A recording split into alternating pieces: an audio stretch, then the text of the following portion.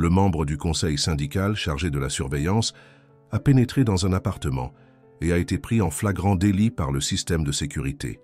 Des images choquantes ont été envoyées à la police, révélant une sombre machination qui a secoué toute la résidence. Une simple alerte sur un téléphone portable a déclenché une enquête que personne n'attendait. Une histoire de courage, de technologie et de justice qui changera votre vision de la vie privée. Préparez-vous à être indigné. Abonnez-vous à la chaîne, laissez un like et commentez d'où vous regardez. Vous connaissez cette sensation? Que quelqu'un a envahi votre espace? Non, je ne parle pas de cette tante envahissante qui débarque sans prévenir le dimanche. Je parle de trouver littéralement un inconnu en train de fouiller dans vos tiroirs. Eh oui, mon cher système de sécurité a capturé le membre du conseil syndical, chargé de la surveillance. Oui, lui-même, monsieur costume impeccable et air renfrogné, en train de retourner mon appartement pendant que j'achetais innocemment mes légumes bio au supermarché. Devinez quoi, mon système a tout envoyé à la police. Et c'est là que les choses sérieuses ont vraiment commencé. Laissez-moi vous donner un peu de contexte. Je m'appelle Hélène, j'ai 35 ans, je suis ingénieur logiciel et je travaille à domicile. Oui, je suis cette voisine asociale que vous voyez rarement aux petites fêtes de l'immeuble. Après un divorce qui m'a laissé plus de traumatisme que je ne voudrais l'admettre, j'ai emménagé dans la très chic résidence Les Jardins du Printemps il y a 6 mois. Et par très chic, je veux dire un endroit où les commérages vont plus vite que l'Internet par fibre optique et où la syndic semble tout droit sortie d'un épisode dystopique de feuilleton télévisé du soir. Dès le premier jour, j'ai senti ces regards. Vous savez lesquels, n'est-ce pas? Ceux qui vous analysent de la tête aux pieds et semblent dire « Qui est cette étrangère qui ne participe pas à nos adorables réunions sur la couleur des nouveaux rideaux de la salle des fêtes ?» Mais bon, je vivais ma vie paisiblement, programmant mes systèmes pendant la journée et regardant des séries policières le soir. D'ailleurs, ce sont peut-être ces séries qui m'ont poussé à installer un système de sécurité aussi sophistiqué. Ironique, non? C'était un samedi comme un autre. Le soleil brillait dehors, les oiseaux chantaient, et j'avais décidé de faire la chose la plus excitante de mon week-end, faire les courses. J'étais là, hésitant entre 2 marques de café, quand mon portable a vibré. J'ai pensé, encore une promotion inutile. Mais non. C'était une notification de mon système de sécurité. Mouvement détecté dans l'appartement. Et avec, une vidéo en direct. Mon cœur a fait un bond. J'ai vu sur l'écran Monsieur Robert, notre très estimé membre du conseil syndical, chargé de la surveillance, ouvrir les tiroirs de mon bureau comme s'il cherchait le dernier chocolat lors d'une fête d'enfants. Et ce n'était pas une erreur. L'homme était clairement en train de fouiller dans mes documents personnels. Mon Dieu, il a même ouvert la boîte à souvenirs de famille. Avez-vous déjà ressenti ce mélange d'indignation, de peur et d'une envie absurde de vous téléporter pour flanquer une frousse à quelqu'un? Eh bien, c'était exactement ça. Ma main tremblait pendant que j'appuyais sur le bouton « Appeler la police » sur l'application. Oui, mon système de sécurité a cette fonction. Exagéré, peut-être? Utile à ce moment-là? Absolument. J'ai laissé mes courses là, pardon à l'employé qui a dû tout remettre en rayon, et j'ai conduit pour rentrer chez moi comme si j'étais dans un film d'action. Je crois que j'ai dépassé 3 limitations de vitesse, mais qui s'en soucie? Il y avait un homme qui fouinait chez moi. Quand je suis arrivé à la résidence, la police était déjà là. 2 officiers, un homme et une femme, m'attendaient dans le hall d'entrée avec des expressions sérieuses. Le gardien, un jeune étudiant en droit nommé Philippe, semblait absolument déconcerté par toute la situation. Et bien sûr, autour de moi, plusieurs voisins curieux faisaient semblant de passer par là. « Madame Hélène ?» demanda le policier. « Nous avons reçu un appel concernant une violation de domicile. » Et c'est à ce moment-là que la syndic, Madame Marcia, celle-là même qui organise les fameux thés de 5 heures où les réputations sont détruites entre 2 petits sablés, est apparue comme par magie. À ses côtés, devinez qui? Monsieur Robert lui-même, maintenant avec une expression entre l'offensé et l'effrayé. « Il y a eu un grand malentendu », commença Madame Marcia, avec cette voix mélodieuse qu'elle utilisait toujours pour annoncer les augmentations des charges de copropriété. Monsieur Robert effectuait simplement une inspection de routine. Inspection de routine, inspection de routine. Depuis quand une inspection de routine inclut-elle d'ouvrir des tiroirs privés et de toucher à mon ordinateur personnel? Avec tout le respect que je vous dois, Madame Marcia, répondis-je avec un sourire qui n'atteignait pas mes yeux. Je ne me souviens pas avoir autorisé qui que ce soit à entrer dans mon appartement en mon absence. Et je suis absolument certaine de ne pas avoir autorisé qui que ce soit à fouiller dans mes affaires. C'est là que M. Robert, ajustant sa cravate comme si cela lui donnait plus d'autorité, a sorti sa perle. Nous avons reçu une dénonciation anonyme concernant des modifications structurelles non autorisées dans votre appartement. Je ne fais que mon devoir. Modification structurelle dans mon appartement. La seule modification structurelle que j'avais faite était d'accrocher un tableau au mur. Et cela justifie de regarder dans ma boîte à souvenirs de famille, demandai-je, sentant mon visage chauffer. Ou de vérifier mon ordinateur. S'il vous plaît, expliquez-moi où, dans le règlement de copropriété, il est dit que le membre du conseil syndical peut envahir une propriété privée sans autorisation. Les voisins autour, qui ne cachèrent même plus qu'ils écoutaient tout, ont commencé à chuchoter. Certains me regardaient comme si j'étais la méchante de l'histoire. Imaginez, moi, la méchante, alors que c'était mon appartement qui avait été envahi. La policière, qui observait la scène en silence jusqu'alors, est finalement intervenue. Clarifions cette situation. Monsieur Robert, possédez-vous un document autorisant votre entrée dans l'appartement de Madame Hélène en son absence? Monsieur Robert déglutit difficilement. Madame Marcia est rapidement intervenue. En tant que gestion de la copropriété, nous avons l'autorité d'inspecter les unités en cas de suspicion d'irrégularité pouvant compromettre la sécurité collective. Ce n'est pas vrai, dit une voix derrière moi. Tout le monde se retourna. C'était une dame aux cheveux blancs et à la posture élégante que je connaissais à peine, Madame Carmen du 302. Le règlement spécifie clairement que toute inspection doit être programmée au moins 48 heures à l'avance et avec le consentement exprès du propriétaire, sauf en cas d'urgence comme des fuites ou des incendies. Silence absolu. Qui était cette dame et pourquoi me défendait-elle? Plus important, comment connaissait-elle par cœur le règlement que j'avais, honnêtement, à peine feuilleté? Madame Marcia semblait avoir avalé un citron. « Carmen, cela ne vous regarde pas. »« Oh, mais ça me regarde quand je vois des gestionnaires abuser de leur pouvoir, » répondit Madame Carmen, avec un sourire doux qui cachait des crocs acérés. « Surtout quand ce n'est pas la première fois. » Attendez, ce n'était pas la première fois? Qu'est-ce que cette dame savait que j'ignorais? Les policiers ont décidé d'enregistrer une main courante. Monsieur Robert continuait de nier toute mauvaise intention, mais les images ne mentaient pas, et j'avais beaucoup d'images. Mon système de sécurité avait tout capturé en haute définition, y compris le moment où il avait accédé à mon ordinateur. Cette nuit-là, seule dans mon appartement, je me suis sentie violée et furieuse. Pour qui ces gens se prenaient-ils? Et pourquoi s'intéressaient-ils autant à mon appartement? Je savais que j'étais un peu paranoïaque. 3 ans de thérapie post-divorce ne réparant pas tout, vous savez? Mais ce n'était pas de la paranoïa, c'était réel. Quelqu'un était entré chez moi sans permission. J'ai décidé de faire ce que je fais de mieux, enquêter. J'ai passé des heures à revisionner les enregistrements, image par image. Et c'est là que j'ai remarqué quelque chose d'étrange. Monsieur Robert ne faisait pas une recherche aléatoire. Ses mouvements étaient méthodiques, comme s'il cherchait quelque chose de spécifique. Il est allé directement à mon bureau, a ignoré la plupart des pièces et s'est concentré sur les tiroirs où je gardais des documents. Que diable cherchait-il? Le lendemain, la nouvelle s'était déjà répandue dans toute la résidence. La nouvelle du 501 a appelé la police pour le membre du conseil syndical. Génial. J'étais maintenant officiellement la folle paranoïaque de l'immeuble. Les gens changeaient littéralement de direction quand ils me voyaient dans l'ascenseur. Une dame a même serré son sac plus fort, comme si j'allais la voler. Ridicule!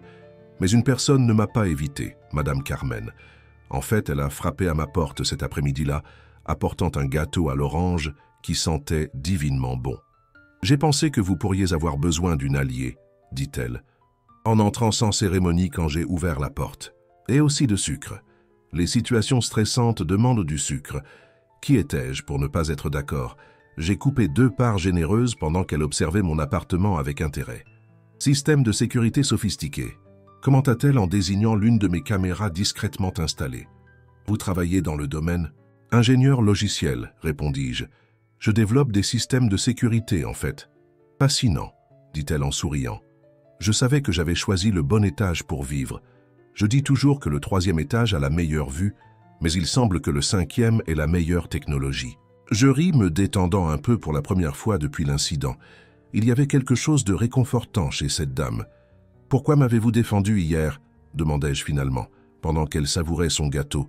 « Vous ne me connaissez même pas. » Madame Carmen posa sa fourchette et me regarda sérieusement. « Parce que j'ai déjà vu ce film, ma chère, et je n'ai pas aimé la fin. » Elle m'a alors raconté que Robert avait été marié à sa nièce pendant 5 ans. Le mariage s'est terminé. Quand la nièce a découvert qu'il utilisait sa position d'agent de sécurité privée pour obtenir des informations sur des personnes riches, puis les chantageait ou leur volait des objets de valeur. Ma nièce l'a découvert en trouvant une clé USB avec des informations détaillées sur les résidents d'une copropriété où il travaillait, expliqua-t-elle.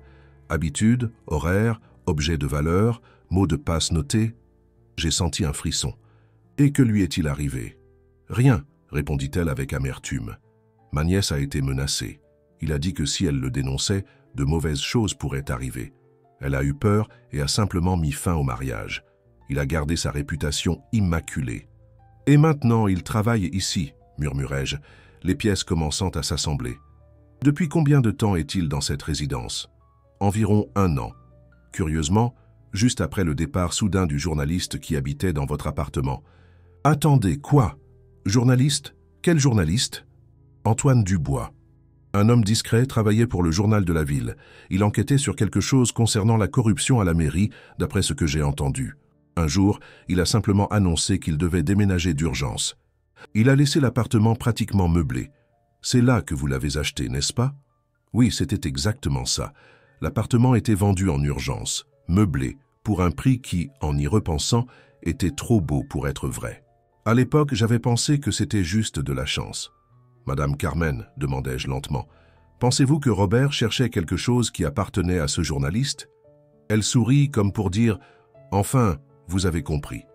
Je suggère simplement que trop de coïncidences ensemble sont rarement des coïncidences, ma chère. » Dans les semaines qui suivirent, je suis devenu une détective amateur.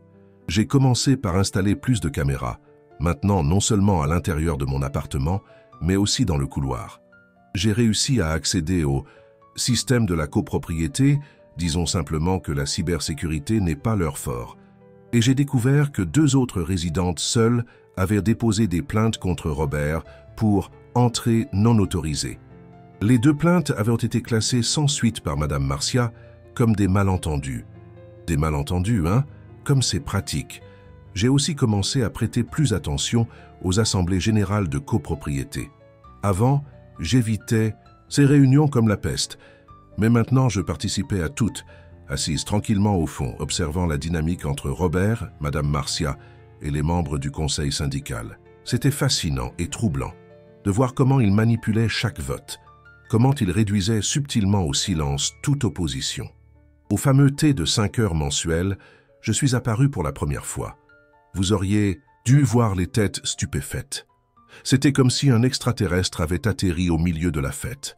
Madame Marcia a failli s'étouffer avec son propre thé en me voyant entrer dans la salle des fêtes. « Hélène, quelle agréable surprise !» dit-elle, avec un sourire aussi faux qu'un jeton. « Vous avez enfin décidé de vous joindre à notre petite tradition.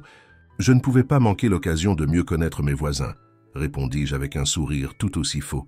Surtout après tant d'hospitalité.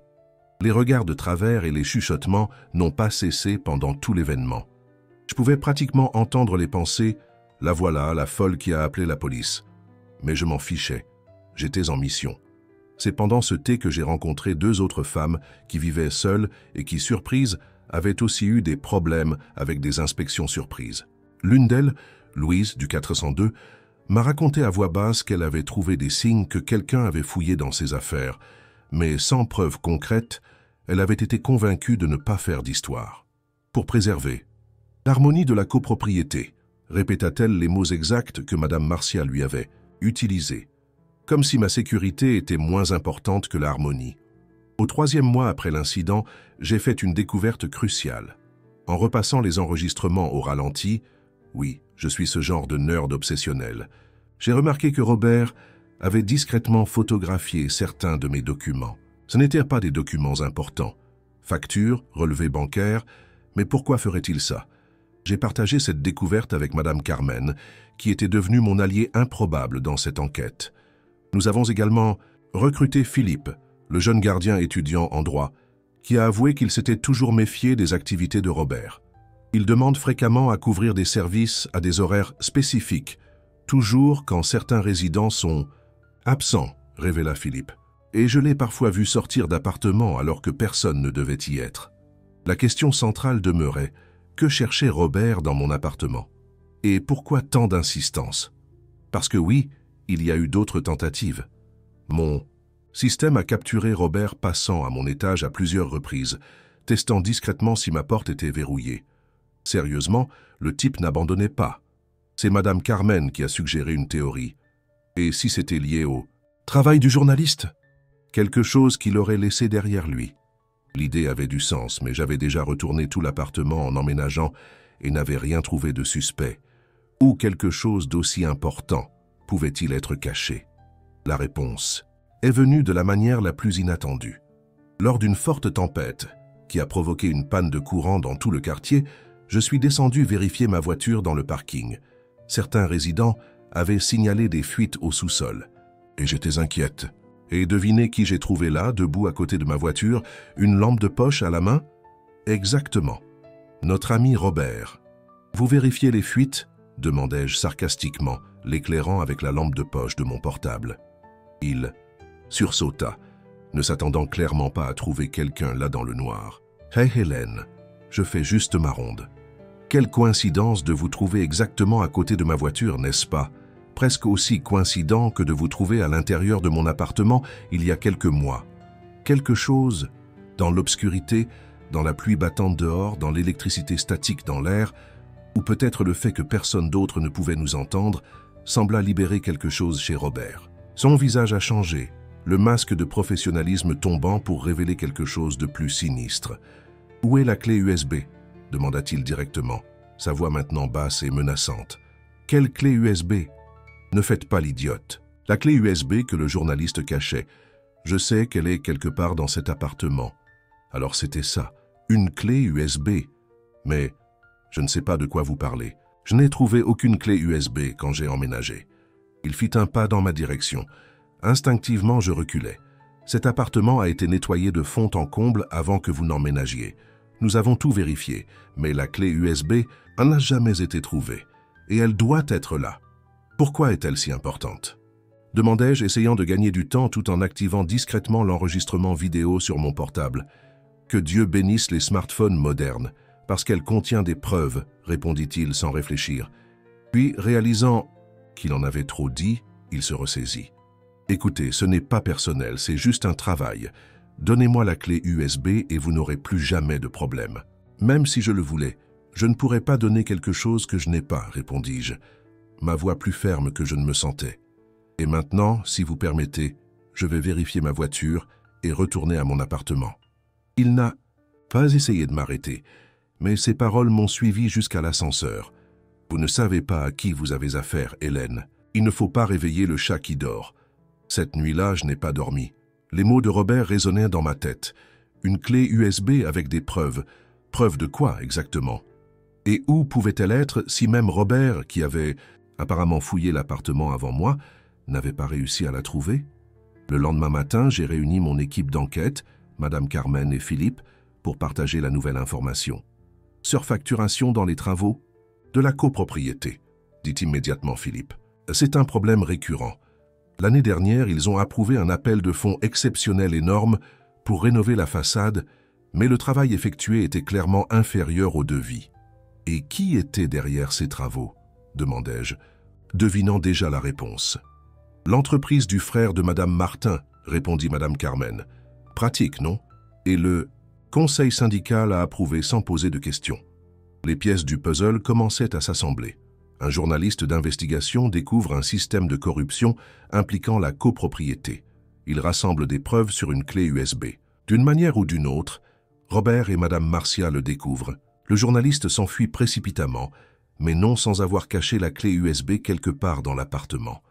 Mais où? Où? J'ai passé les semaines suivantes à examiner chaque centimètre de mon appartement, chaque prise, chaque plainte, chaque meuble ancien qui était resté de l'ancien propriétaire. Rien, absolument rien. Au 6e mois de ce mélodrame qui était devenu ma vie, quelque chose d'inattendu s'est produit. Madame Marcia a annoncé une fête du printemps dans la résidence. Le thème, renouveau et transparence. L'ironie était si épaisse qu'on aurait pu la couper au couteau. Philippe nous a informé que pendant la fête, le bureau du syndic serait vide car tout le monde, y compris Robert, serait occupé avec les invités. C'était notre chance de chercher dans les archives de la gestion des preuves du système. Le plan était simple.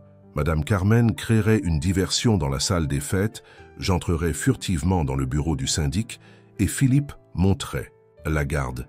Le jour de la fête, vêtu d'une robe fleurie qui cachait parfaitement un petit kit d'outils, oui, j'ai appris à crocheter des serrures. YouTube est une bénédiction et une malédiction. Je me suis mêlé aux invités. La salle était décorée de fleurs artificielles et de banderoles proclamant « Les jardins du printemps, une communauté transparente ». J'ai failli m'étouffer avec mon punch.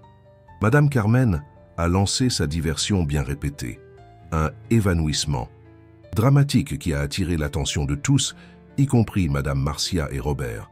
Pendant que l'agitation s'installait, je me suis éclipsé de la salle et me suis dirigé vers le bureau du syndic. La serrure a été plus facile à ouvrir que prévu. Apparemment, la sécurité n'était pas vraiment une priorité pour des gens qui prêchaient tant à ce sujet.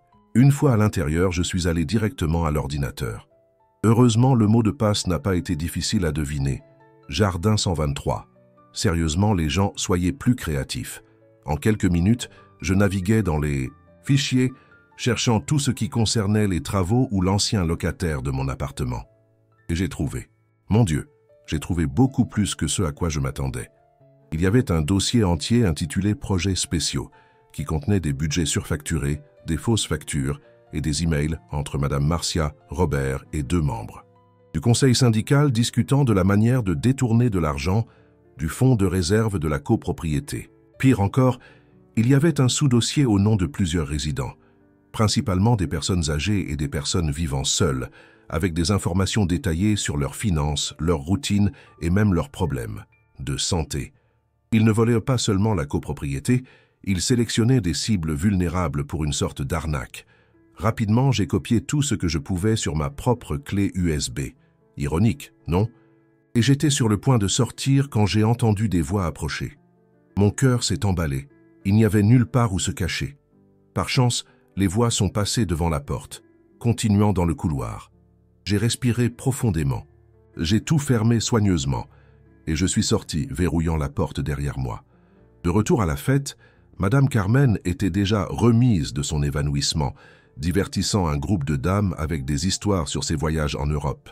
Je me suis jointe naturellement à la conversation, faisant semblant de n'être jamais partie. Plus tard dans la soirée, quand je suis enfin retourné à mon appartement, l'adrénaline coulait encore dans mes veines. J'avais obtenu les preuves. Maintenant, nous pouvions exposer tout le système. Mais ma joie fut de courte durée. En ouvrant la porte, j'ai immédiatement réalisé que quelqu'un était passé par là.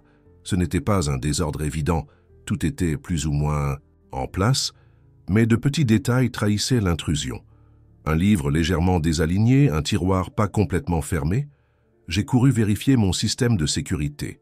Et c'était là, Madame Marcia et Robert, fouillant mon appartement, ensemble. La scène était surréaliste.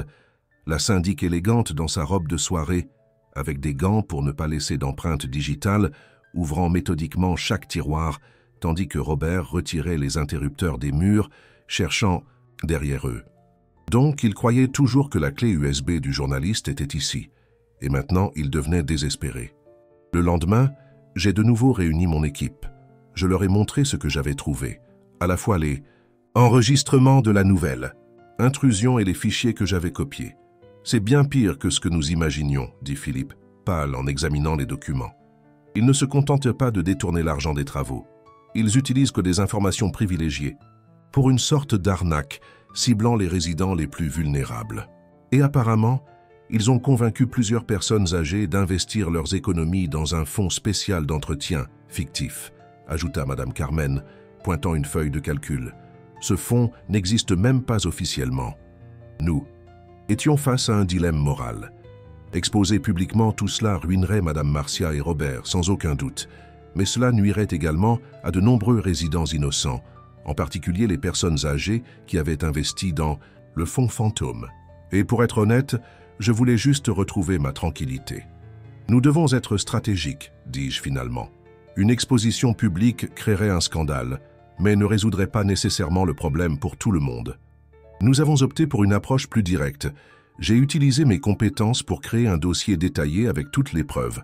Ensuite, nous avons organisé une réunion privée avec Madame Marcia et Robert.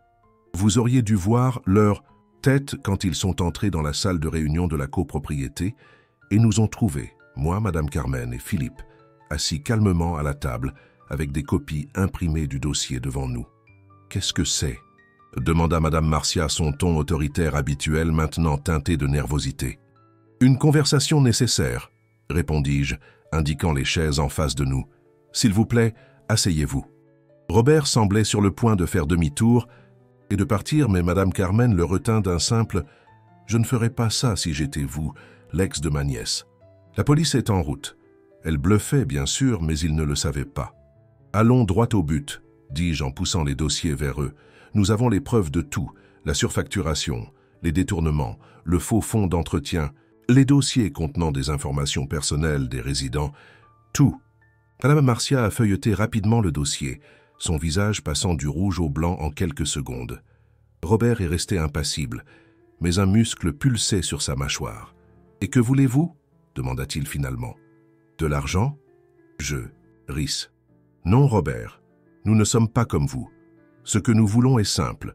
Vous démissionnez de vos postes, vous rendez tout l'argent détourné et vous ne remettez plus jamais les pieds dans cette résidence. En échange, nous ne remettons pas ces preuves à la police. »« C'est du chantage, » murmura Madame Marcia. « Non, c'est la justice, » corrigea Madame Carmen, « et c'est beaucoup plus miséricordieux que ce que vous méritez. » La négociation fut tendue. Il y eut des menaces, des larmes, et même une chaise renversée. Devinez par qui? Oui, Robert a des problèmes de gestion de la colère. Mais à la fin, ils acceptèrent nos termes. Le lendemain, Madame Marcia a convoqué une assemblée générale extraordinaire de la copropriété pour annoncer sa démission pour raison de santé. Robert avait déjà vidé son bureau et disparu. Un comité de transition fut formé, dirigé, à ma grande surprise, par Madame Carmen. Dans les semaines qui suivirent, je me suis retrouvé impliqué dans la reconstruction de la gestion de la copropriété d'une manière que je n'aurais jamais imaginée. J'ai utilisé mes compétences techniques pour créer un portail de transparence où tous les résidents pouvaient suivre les dépenses et les décisions. Les anciennes fleurs fanées des jardins furent remplacées, la même semaine où les vieilles pratiques corrompues étaient éliminées.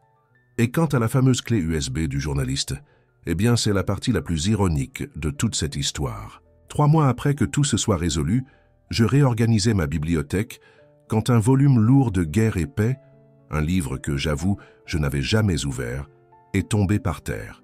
Et devinez ce qui est sorti d'entre ces pages. Une petite clé USB noire. Curieux, non? L'objet qui avait déclenché toute cette affaire était caché dans un endroit si évident que personne n'avait pensé à chercher.